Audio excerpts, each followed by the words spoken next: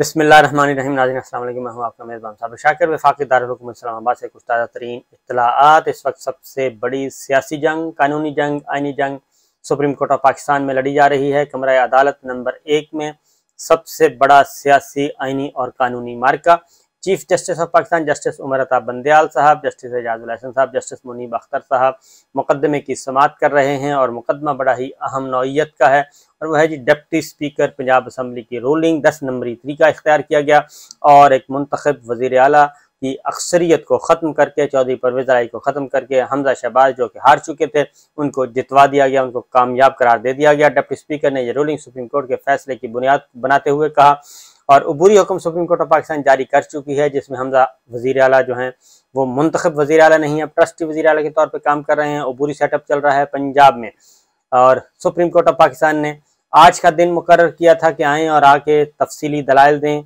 और मुकदमे को मेरिट पर निपटाएंगे। लेकिन उससे पहले आज समाअत हुई।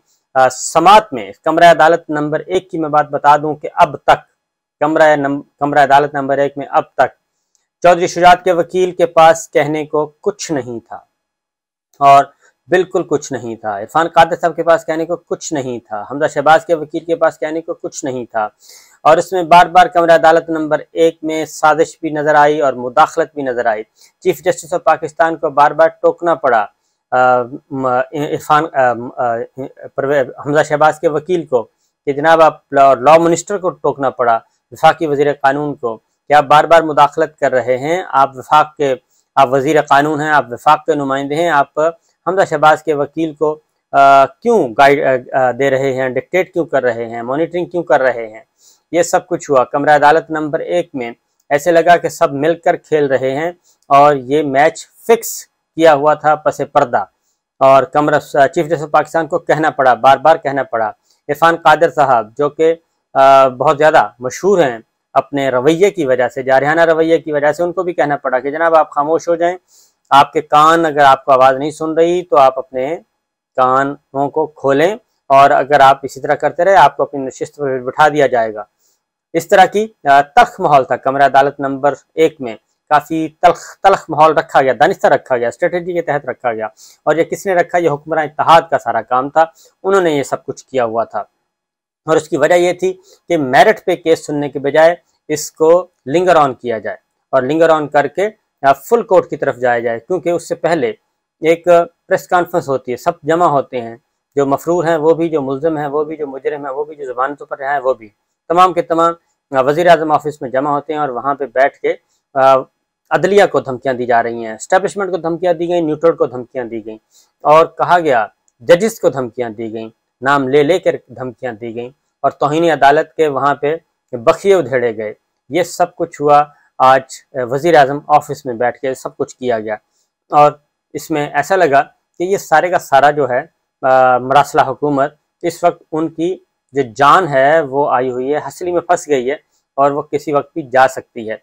उसकी वजह यह है कि मेरिट पे कहने को कुछ भी नहीं और वहाँ पे मुतालबा किया गया कि बेंच तब्दील किया जाए, फुल कोर्ट बनाया जाए और ये मामला सुप्रीम कोर्ट के तमाम जजेस सुने और ये फुल बेंच 3 मेंबर्स बेंच ना सुने, ये कहा गया। जबकि मामला जब कासिम खान सूरी साहब की रूलिंग का था, उस वक्त रात 12 बजे जब सो मोटो नोटिस लिया गया तो उस वक्त यही लोग शादियाने बजा रहे थे। डिप्टी स्पीकर कौमी असम्बली कासिम खान सूरी साहब की रूलिंग के खिलाफ जो एक्ट किया गया उस पर ये मिठाइयाँ बांट रहे थे और उस वक्त इनको सब कुछ सही लग रहा था और उस वक्त हम यही कह रहे थे कि आर्टिकल 69 है, उसके तहत पार्लिमान को तहफ़्फ़ुज़ हासिल है। सुप्रीम कोर्ट ऑफ पाकिस्तान अदलिया को या किसी और इदारे को ये रास्ता नहीं दिखाना चाहिए। लेकिन तमाम का तमाम हुक्मरान इत्तेहाद उस वक्त सुप्रीम कोर्ट ऑफ पाकिस्तान में पहुंचा हुआ था और कह रहा था कि नहीं जनाब, आज और अभी इसी वक्त नोटिस लें। रात 12 बजे नोटिस लिया गया, अदालत लगी, जज पहुंचे और कासिम खान सूरी साहब की रूलिंग को उसी रात सस्पेंड कर दिया गया। वज़ीर आज़म और सदर पाकिस्तान को उनका कोई भी फैसला मशरूत कर दिया गया सुप्रीम कोर्ट ऑफ पाकिस्तान के हतमी फैसले तक।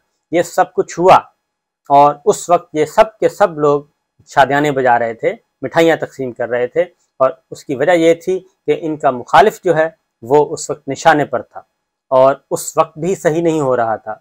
ये बात ज़हन में रखिए, उस वक्त भी सही नहीं हो रहा था, अपनी पार्लिमान को ये कमज़ोर कर रहे थे। Deputy speaker Qasim Khan Suri ruling दे चुके थे, वज़ीर आज़म इमरान खान कौमी असम्बली तोड़ चुके थे, नए इंतखाबात का ऐलान हो चुका था, लेकिन इन्होंने सब कुछ रिवर्स करवाया अपनी तस्कीन के लिए।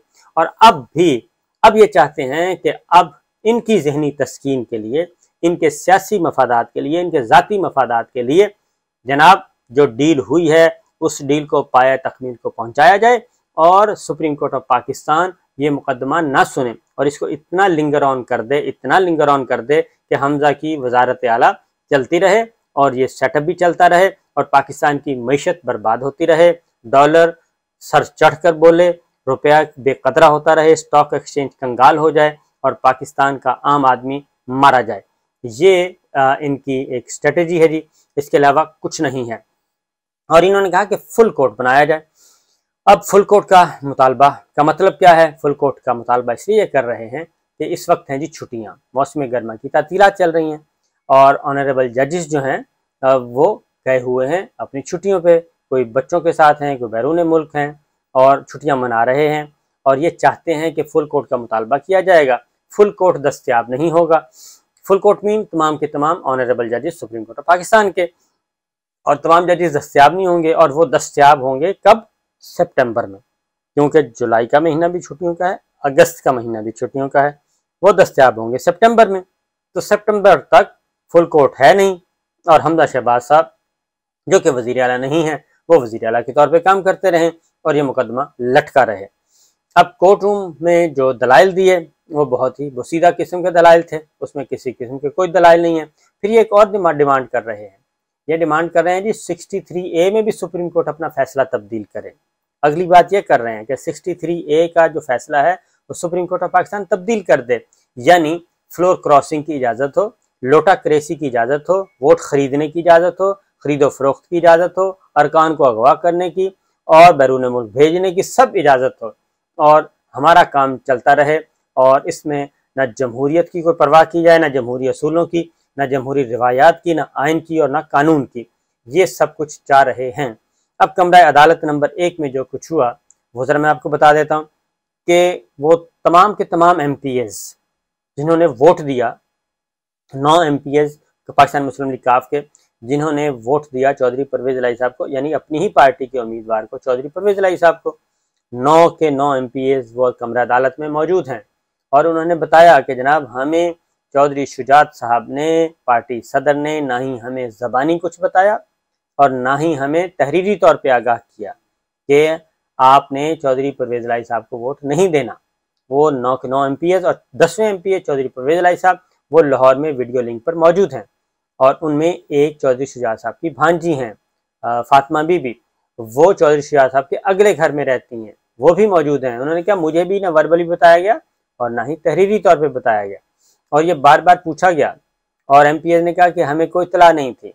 और जब ये बात हमजा शहबाज के वकील से पूछी सुप्रीम कोर्ट ऑफ पाकिस्तान ने कि बताएं कि कब बताया गया मेंबर्स को, तो उन्होंने कहा जी ये सवाल हम चौधरी शुजात पे छोड़ देते हैं, चौधरी शुजात के वकील आके बताएंगे। चौधरी शुजात के वकील जो है उस मुकदमे में चौधरी शुजात फरीक ही नहीं है। चौधरी शुजात आज खुद उन्होंने अपना वकील भेजा है, वो खुद उनको वो अभी तक है ही नहीं इस मुकदमे में। एडवोकेट जनरल पंजाब हैं, चौधरी परवेज़ इलाही साहब हैं, हमजा शहबाज के वकील हैं, ये सब के सब मौजूद हैं वहाँ पे। तो ये सारा मुकदमा चल रहा है। फिर उसके बाद ये भी कहा गया कि बताया जाए, बार बार सुप्रीम कोर्ट ऑफ पाकिस्तान ने कहा कि हमें बताएं कि डिप्टी स्पीकर ने हमारे किस फैसले को बुनियाद बना के ये रूलिंग दी है, हमने कहाँ लिखा था कि ये जो डिप्टी स्पीकर कह रहे हैं। उसका जवाब नहीं दिया गया, कोई जवाब नहीं था उसके पास और वो नहीं इकरार किया गया, बल्कि ये कहना चाहिए डिप्टी स्पीकर के वकील इकरार कर चुके हैं और उन्होंने कहा कि नहीं जी वो तो 63A जो फैसला था उस पे। तो फिर पार्टी लीडर जो बहस हुई कि पार्लिमानी लीडर जो है वो फैसला करता है, पार्लिमानी पार्टी आगाह करती है, पार्लिमानी पार्टी की डायरेक्शन पे प्रेसिडेंट पार्टी चलते हैं। तो प्रेसिडेंट ने क्या डायरेक्शन पार्लिमानी पार्टी ने दी, यानी कि पाकिस्तान मुस्लिम लीग काफ की पार्लिमानी पार्टी, उन्होंने तो बिल्कुल दूसरा फैसला किया। तो इसका जवाब भी नहीं था, सिर्फ एक कमरा अदालत में आज किया गया और वो था कि ऑनरेबल जजेस को दबाया जाए, धमकाया जाए और प्रेशर में लाया जाए और उनको हर सूरत में आमादा किया जाए कि वो फुल कोर्ट बनाएं। तो ये डिटेल्स बहस हुई है, डिटेल्स सब कुछ हुआ है। बाकी मैं आपको एक क्या कहना चाहिए, एक जायजा पेश कर रहा हूँ अब तक की हियरिंग का, और मुफस्सल फैसला इंशाअल्लाह मुफस्सल तफसीलात अगले ब्लॉग में कराऊंगा, अगले ब्लॉग में करवाऊंगा, और उसमें आप देख सकेंगे कि सारी डिटेल्स क्या हैं। लेकिन अब तक की जो इत्तलात हैं वो यही है। अब धमकियां दी जा रही हैं न्यूट्रल को, इस्टेब्लिशमेंट को, ऑनरेबल जजेस को, कि जनाब आप सिर्फ हमें सुने और हमारे इख्तदार को हर सूरत में जारी और सारी रखें। दूसरी तरफ क्या हो रहा है, आसिफ अली जरदारी साहब जो कि सबसे ज़्यादा तेज़ और शातिर पॉलिटिशियन है, वो रात गए दुबई निकल गए, और सारी सूरत हाल के को देखते हुए वो दुबई जा चुके हैं। उसकी वजह यह है कि इन हालात में कुछ भी हो सकता है, इन हालात में कुछ भी हो सकता है, क्योंकि मुल्क इस वक्त आम इंतखाबात की तरफ जा रहा है, और आम इंतखाबात से पहले अगर कोई गड़बड़ हो गई तो ऐसा ना हो कि एयरपोर्ट सीज कर दिए जाएं, जहाज़ रोक दिए जाएं और किसी को बैरून मुल्क भागने का मौका ना मिले। ये सब कुछ हो रहा है और ये सब कुछ मुतवक्के है। इसीलिए आसिफ अली जरदारी साहब रात खामोशी से निकल गए, और उन्होंने बताया कि जनाब वो तो अपनी 89 की सालगिरह में शिरकत के लिए गए हैं। लेकिन ये जनाब इतना आसान नहीं, इतना क्रूशल टाइम हो, इतना सब कुछ हो, और इन हालात में आसिफ अली जरदारी साहब खामोशी से बैरून मुल्क चले जाएं, तो ये इस पस पर्दा और भी बहुत कुछ है। तो ये है सूरत हाल जनाब, और इस वक्त फैसला महफूज कर लिया है, और 5:30 बजे फैसला सुनाएंगे कि जनाब फुल कोर्ट बनाया जाए, यही बेंच सुनेगा या कोई और बेंच सुनेगा। ये सारी चीज़ें इस वक्त हैं, मेरिट पे कहने को कुछ नहीं है। डिप्टी स्पीकर बुलाया गया था, डिप्टी स्पीकर मजारी को, वो ना उस दिन आए, हफ्ते के रोज भी वो अदालत में पेश नहीं हुए, और ना ही आज पेश हुए, रिकॉर्ड समेत उनको तलब किया गया था। तो इससे आप अंदाजा कर सकते हैं कि मुकदमा कितना कमज़ोर है। अब इसको आइनी और कानूनी के बजाय इसको सियासी बनाने की कोशिश की जा रही है, सियासी अंदाज में लड़ने की कोशिश की जा रही है, क्योंकि इससे पहले भी हो चुका है कि रफ़ीक तारड़ मरहूम मुबैना तौर पर ब्रीफ केस लेके गए, कोयटा में जाके कल्टीवेशन की, और फिर जिस तरीके से सुप्रीम कोर्ट पे हमला हुआ, जस्टिस सज्जाद अली शाह साहब को फारिग किया गया, वो खुद अपने इंटरव्यू में सारी बातें बता चुके हैं। तो वो एक बार फिर कहानी दोहराने की कोशिश की जा रही है। इजाज़त दीजिए, अल्लाह हाफिज़।